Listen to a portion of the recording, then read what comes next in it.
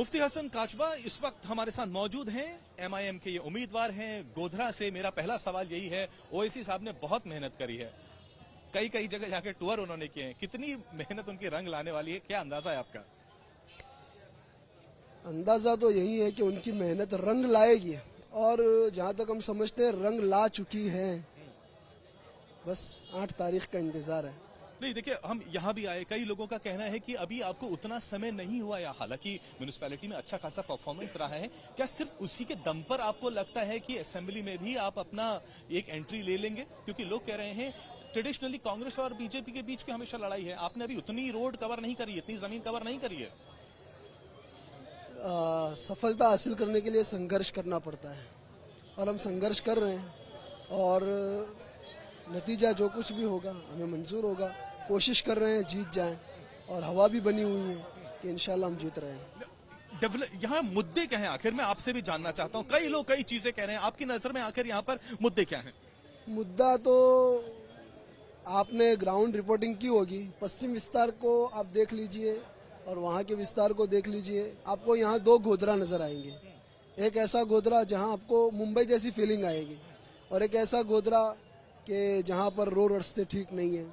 यहाँ पर हमारा एक गढ़ नारा है जो जहाँ पर 20-25 हजार लोगों का आना जाना रहता है और वो रोड 12 महीने 24 घंटे पानी से भरा हुआ रहता है और कई पिटीशन और कई दरखास्तें अर्जियां अलग अलग महकमों में हमने की, लेकिन अब तक 75 साल हो चुके हैं आज़ादी के, कोई सॉल्यूशन नहीं आ रहा है। तो धूल उड़ रही है सड़कों पर, सफाई नहीं है। पानी, कई एरिया ऐसे हैं कि वहाँ पर पानी भी नहीं पहुँच चुका है और जो सोशल विकास होना चाहिए, कुछ बड़ा सोचने वाले होना चाहिए, ऐसा ग्रोथ यहाँ नहीं हो रहा। कई लोग कह रहे हैं कि अगर आपको कुछ हजार वोट जाते भी हैं उससे जीत तो हासिल नहीं होगी, उल्टा भारतीय जनता पार्टी का ही रास्ता साफ हो जाएगा, कांग्रेस के वोट्स कम हो जाएंगे। तो कांग्रेस इतनी नामर्द हो चुकी है कि वो अपने बलबूते पर नहीं जीत सकती। जीते और उनके लिए तो 169 सीटें खुली पड़ी है ना, जीत कर दिखाएं, सरकार बनाए। लेकिन वो क्या है कि वो जीतना ही नहीं चाहती। एक भी स्टार प्रचारक राहुल गांधी, प्रियंका गांधी, सोनिया गांधी आपको गुजरात की सरजमीन पर देखिए। एक इल्जाम आप लोगों पे ये भी लग रहा है कि एमआईएम ऐसी सीटों पे फोकस कर रहा है जहां पर कांग्रेस का दबदबा रहा है, यानी उनको वीक करने की कोशिश करी जा रही है। ये कांग्रेस का अब सूत्र हो चुका है, उनका सूत्र हो चुका है कि भाई एमआईएम हमारे लिए हार का जरिया बन रही है। वो खुद जीतना नहीं चाहती है ना, और अगर कांग्रेस इतनी अच्छी है और इतना अच्छा परफॉर्मेंस करके दिखा दे, क्यों नहीं करके? एक इल्जाम ये भी लगता है कि एआईएमआईएम भारतीय जनता पार्टी की भी टीम है। हाँ, ये तो जनता देख रही है और ओवैसी साहब भले बहुत सी मर्तबा हम जीत नहीं सकते, लेकिन इतनी ताकत है कि हम हरा सकते हैं।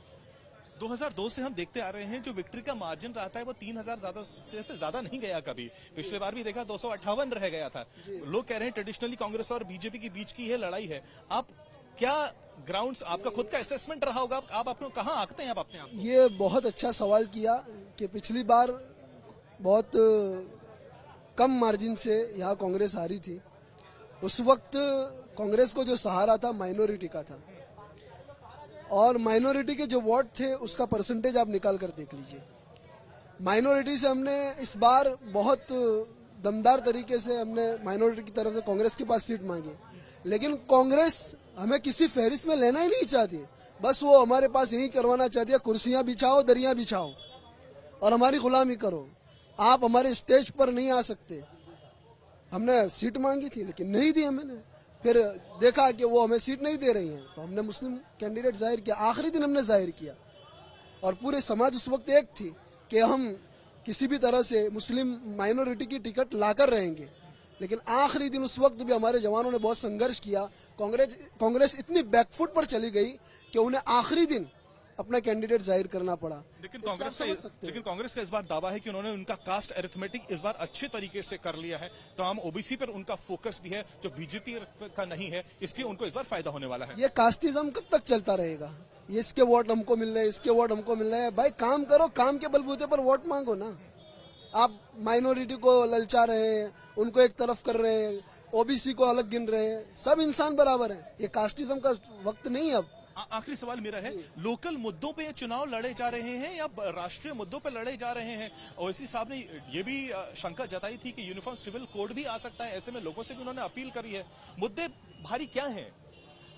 यहाँ पर लोकल मुद्दे हावी हैं या राष्ट्रीय मुद्दे हावी हैं? यहाँ पर एमआईएम जो है उन्होंने तो लोकल मुद्दों को ही पकड़े रखा है, लेकिन कोशिश ये हो रही है कि यहाँ पर हिंदू मुस्लिम हो जाए, कम्युनिज्म हो जाए, लेकिन हम कोशिश कर रहे हैं कि लोकल मुद्दों लोगों को सामने बयान करें और उनकी जो समस्याएं हैं और जो अधिकार से वंचित लोग हैं उन तक उनके अधिकार कैसे पहुंचे, उसके लिए हम कोशिश कर रहे हैं, संघर्ष कर रहे हैं। और इसी संघर्ष के सहारे हम उम्मीद लगाए जनता से कि वो हमें सपोर्ट करेगी। म्यूनिसिपैलिटी से असेंबली तक का रास्ता प्रशस्त होता नजर आ रहा है आपको? बुजुर्गों की दुआएं हैं, हमारी कुछ मेहनत है, उम्मीद है कि हम निकल जाएंगे। बहुत बहुत शुक्रिया। कैमरा पर्सन राकेश सालस्कर के साथ पंकज उपाध्याय, गोधरा, आज तक।